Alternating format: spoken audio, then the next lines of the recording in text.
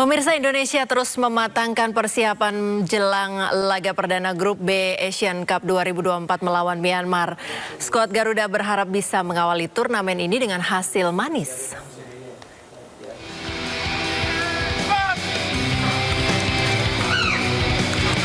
Indonesia terus mematangkan persiapan mereka menjelang laga perdana Grup B ASEAN Cup 2024 melawan Myanmar yang digelar pada 9 Desember. Pelatih Timnas Indonesia Shin Tae-yong mengakui bahwa laga melawan Myanmar yang diperkuat oleh pemain timnas senior akan menjadi tantangan berat bagi skuad Garuda yang diisi pemain muda. Namun pelatih asal Korea Selatan itu tetap optimistis dan menegaskan pentingnya persiapan yang matang.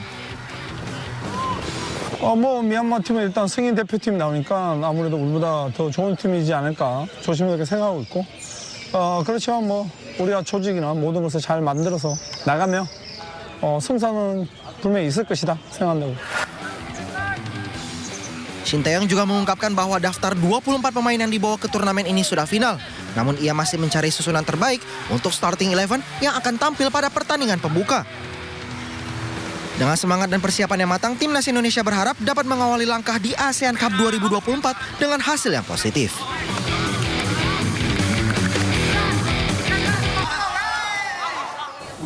STY sempat menyinggung soal fasilitas di Myanmar saat latihan perdana jelang Piala AFF 2024. Meski begitu, pelatih asal Korea Selatan ini tetap waspada terhadap tuan rumah dan siap memberikan yang terbaik.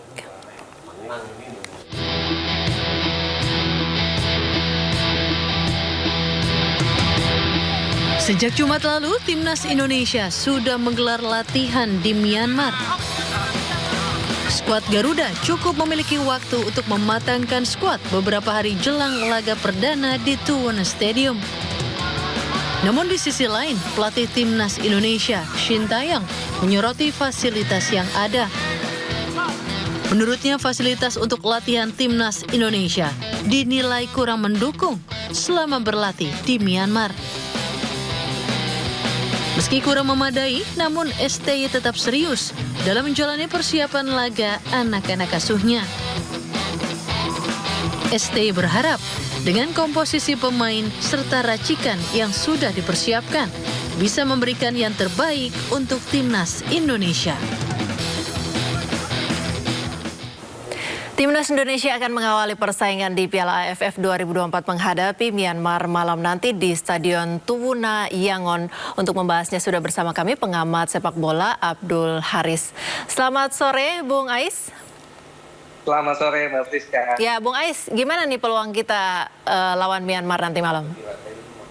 Iya, terus terang agak deg-degan ya. Karena kita datang dengan skuad U22 mayoritas semuanya hanya Asnawi Mangku Alam aja yang usianya di atas 22 ya, usianya 25 tahun. Sementara yang lain itu 22 dan disayangkan juga Ivar Gerner, Justin Hapner itu tidak bisa tampil di pertandingan malam ini, entah nanti di semifinal atau final. Ini jadi kendala tersendiri buat kita. Memang ada Asnawi, ada Pratama Arhan, dan alhamdulillahnya Rafael Strike juga sudah datang, sudah bergabung. Nah, masalahnya ini tim kan persiapannya sangat singkat sekali. Hanya beberapa pekan saja di Gianyar, Bali kemarin TC-nya. Dan juga Asnawi baru bergabung di Myanmar. Rafael Strike juga baru bergabung di Myanmar. Yang dikhawatirkan ini kan chemistry-nya belum dapet tim ini. Meskipun beberapa diantaranya pemain-pemain U22 ini sudah beberapa kali main bersama. Sementara yang kita hadapi Myanmar ini kan tim senior yang sudah lama bergabung, yang sudah solid gitu ya, internasionalnya lebih tinggi, betul. Baik, kalau ngomongin soal chemistry agak khawatir, tapi gimana kalau soal fasilitas? Kemarin coach sempat bilang bahwa fasilitasnya kurang memadai, lapangan dan sebagainya. Menurut Bung Ais, ini akan mempengaruhi performa timnas juga nggak?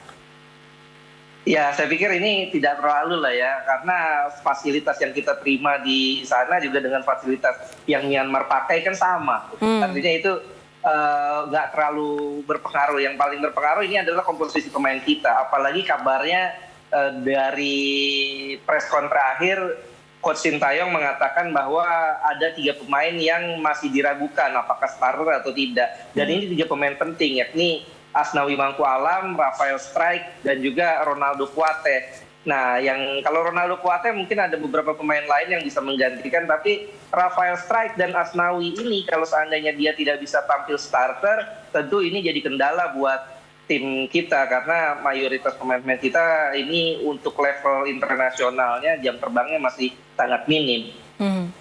Baik, kita tahan dulu dialognya. Ada informasi yang akan hadir. Rekor pertemuan timnas Indonesia versus Myanmar di Piala AFF sangat didominasi skuad Garuda. Duel sudah berlangsung 5 kali, Indonesia tercatat tidak pernah kalah. Anak-anak Merah Putih nyaris membukukan rekor sempurna, yakni 4 kemenangan dan 1 imbang kontra Myanmar.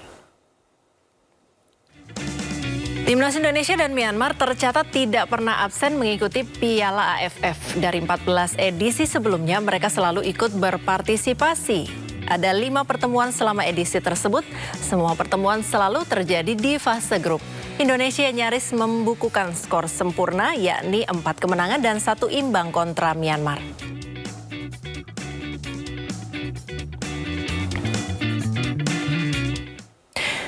Ya, dialog kami lanjutkan. Bung Ais masih bersama kami? Ya, masih alhamdulillah. Iya, catatan rekor Indonesia lawan Myanmar ini cukup baik gitu rapornya. Menurut Bung Ais gimana? Kenapa dengan catatan raport yang cukup baik ini masih khawatir gitu untuk malam ini? Iya, karena kalau kita lihat itu tidak bisa jadi patokan ya. Kita punya statistik bagus. Sebetulnya kita sudah 16 kali pertemuan total bersama Myanmar ya. Dan Indonesia 9 kali menang, hanya 4 kali kita kalah dan 3 kali seri. Tapi itu kan pertemuan antara Indonesia dan Myanmar levelnya level senior. Pemain-pemain yang menghadapi Myanmar, pemain-pemain senior. Sekarang yang kita bawa adalah pemain U22, bahkan Coach Sintayong sendiri mengatakan bahwa ini pertandingan tidak akan mudah karena mereka pakai pemain senior sementara kita pakai pemain U22. Ini jadi kurang apple to apple gitu ya?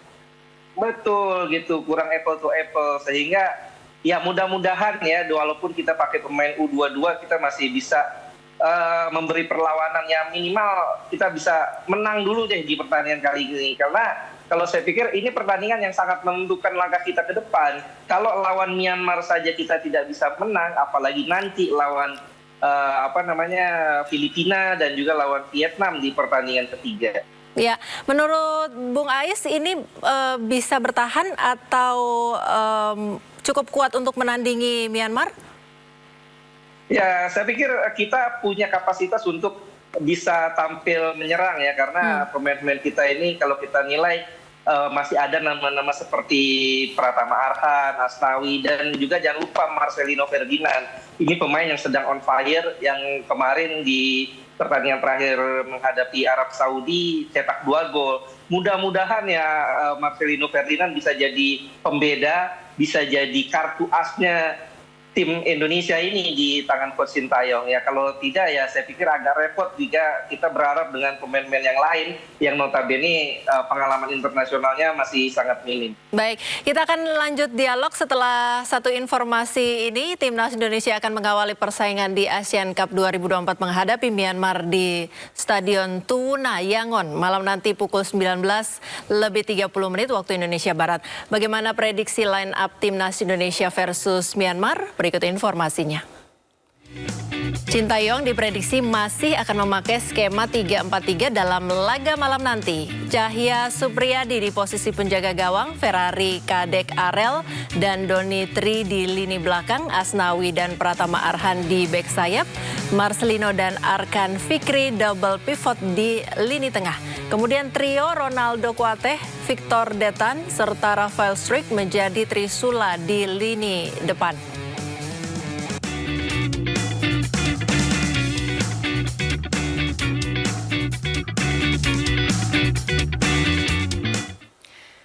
Bung Ais, ya. Menurut Bung Ais apa yang perlu diantisipasi oleh tim Indonesia untuk lawan Myanmar malam nanti?